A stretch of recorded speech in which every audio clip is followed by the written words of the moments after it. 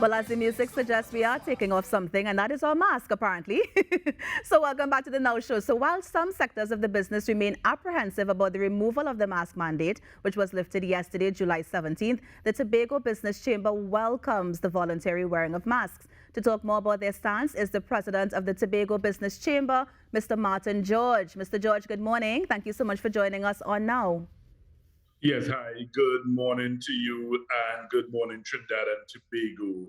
And just to be clear, we welcome the government's decision to, terminate the mandatory wearing of masks, but we still encourage persons for their own personal health and safety, to take whatever measures and precautions they deem necessary. And if it is that someone feels at this stage that they wish to continue wearing the mask, then of course they are entitled so to do.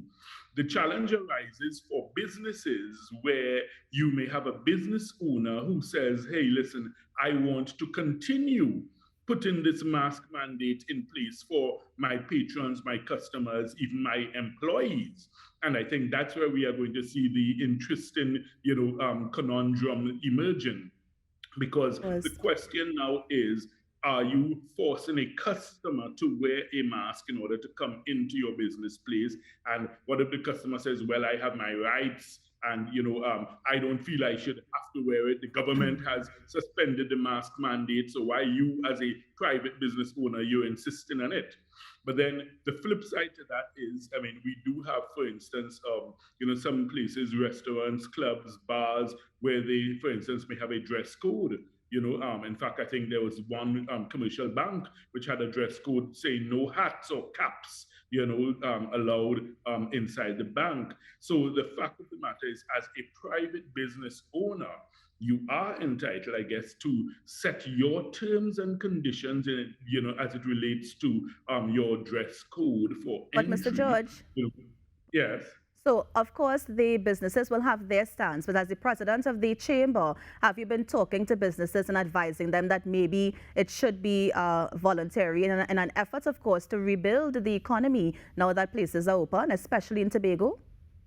Well, it depends on the nature of the business. For instance, if your business is a health service provider, if you are a private hospital, a medical lab, a testing facility, or anything of the sort, then I can imagine that you would want to continue the mask mandate, because for the health and safety, not only of your patients who are there at the facility already, but also of your staff and of new and incoming persons. So therefore, you don't want to run the risk at all. So you want to take the highest possible precaution. And in such a circumstance, that can be considered very reasonable as a step to take as a business owner.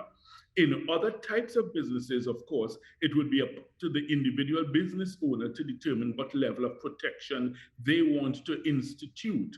But we bear in mind the requirements of the OSHA Act, which says that an employer must take all reasonable steps for the protection and health and safety of its employees, right? That's under Section 6 of the Occupational Safety and Health Act, Chapter 8808 of the laws of Trinidad and Tobago. It says it shall be the duty of every employer to ensure, so far as is reasonably practicable, the safety, health, and welfare at work of all his employees. So it's a balancing act, and I think it has to be treated, on a case-by-case basis, depending on the nature of your business and the level of safety and security measures that you as a business owner feel the need to impose. But Mr. George, again, I'm going back to how this affects the economy. So, for example, there are no more safe zones, right? The government has removed the safe zones. Everybody can come in, vaccinated or not. So now that we have the removal of the safe zones, we have the July-August vacation, which of course is a very busy period. We're moving into Tobago Carnival in October. Do you think that businesses still advising or mandating that, some people still wear masks, do you think it's going to have a negative effect on Tobago as, the island is looking to rebuild the economy? I don't want to say post-COVID, but you know what I mean? Now that we're having decreased numbers and decreased hospitalizations and that sort of thing. Well, the thing is, I mean, when you think of it, it's really, as I said, it's up to each individual business to make that determination. I mean, your business isn't only determined by your profit and loss figures. Your business has to also be determined by other factors. And if you choose as a business owner so to do to keep the mask mandate, then I guess you would have your reasons why. As I say, it might be because of the nature of your business. If you are in health service delivery, then I would think that definitely it would make sense to keep a mask mandate. But other businesses, I guess, would welcome the fact that the government has freed up the restriction. So therefore, they would then, be able to allow patrons in with no masks, and I guess even their staff and their employees, they may not insist on it there. But notwithstanding all of this, and this is the most important aspect I keep saying. Notwithstanding all of this, it does not relieve each and every one of us from the responsibility to be able to take care and personal responsibility for our own health and safety. So the basic simple things which we learned during the pandemic, which I mean, of course, some of which we should have learned or known before, but I mean, just the simple things: washing your hands regularly, sanitizing regularly, making sure that you sanitize and wipe down high touch surfaces regularly, those kinds of things, sneezing in the crook of your elbow or into a handkerchief, so that you don't spread the droplets. These are basic health and hygiene measures which we should all continue to practice regularly. So, it's a matter of us taking that personal responsibility as we go forward, because COVID is not going away, anytime soon. Right. Now, I know before the mask mandate was lifted, the Tobago Business Chamber would have been very vocal about the reasons that it should have been removed in the first instance. Can you just go back and explain why you think it was something long in coming, and why do you think maybe it took too long to actually be done?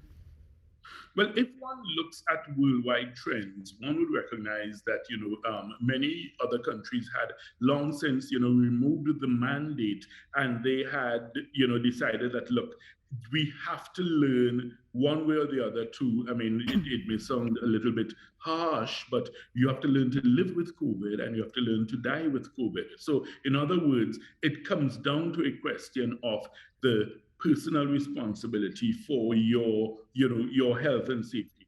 There are still many places where the mask mandate has been removed and people still voluntarily choose to wear the masks. So, it's a different thing. And the thing about it is that we in Trinidad and Tobago, we were reaching that point of critical mass. In other words, we were at that tipping point, as Malcolm Gladwell, the author, speaks of, where we were descending into the theater of the absurd, because you had a scenario where, when the Minister of Health was questioned about imposing the mask mandate in FEPS, and he said, well, no, they're not imposing it. They're not trying to police it or enforce it there.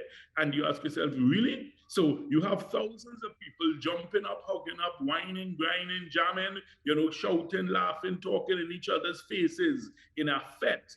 And you're saying you're not enforcing the mask mandate there, but yet still you may have one man walking alone in the middle of the Arangwe savannah, and he's supposed to wear a mask. I mean, how absurd could it be? So I think we were really reaching the point where it was unsustainable to keep maintaining that as the law while you had these, absurd scenarios being played out practically. Of course. And as we begin to experience further lifting of the restrictions, what is the outlook for the business sector in Tobago?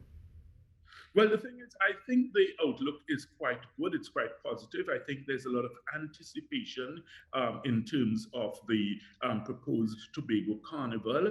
I just wish that the organizers and those responsible would have been able to put out a schedule, in a more timely manner, so that persons could know exactly what is on. So therefore, even for event promoters and stuff like that, they would need to know how to plan their events, so that you don't have clashes taking place. So that has been a cry that I've heard. I think that Caribbean Airlines and the ferry have to step up to the plate to ensure that they put on additional flights, additional sailings, additional capacity, so that you don't have persons, that this does not turn out to be a nightmare experience for persons who want to go to Tobago for that weekend and then be able to get back to Trinidad or get back to their homes abroad.